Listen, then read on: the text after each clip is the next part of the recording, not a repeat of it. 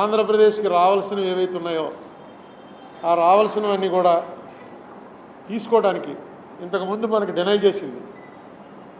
అన్నిట్లోకి చాలా దారుణంగా డినై చేసింది ఏంటంటే, విడిపోయిన వెంటనే చంద్రబాబు నాయుడు గారి ప్రభుత్వం సుమారు 30,000 కోట్ల రూపాయలు రెవెన్యూ డెఫిసిట్ మాకు వస్తుంది, అది ఇందులో కూడా పెట్టారు, యాక్ట్లో కూడా పెట్టారు అని చెప్పంటే దాన్ని 3,000కో 4,000కో కుదించేశారు.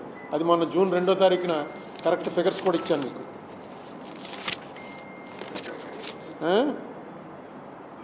32,625 కోట్ల 25 లక్షల రూపాయలు ఏపీ గవర్నమెంట్ వారు అడిగితే లెక్కలేసి వాళ్ళు ఇచ్చింది 5,617 కోట్ల 89 లక్షలు ఇచ్చారు.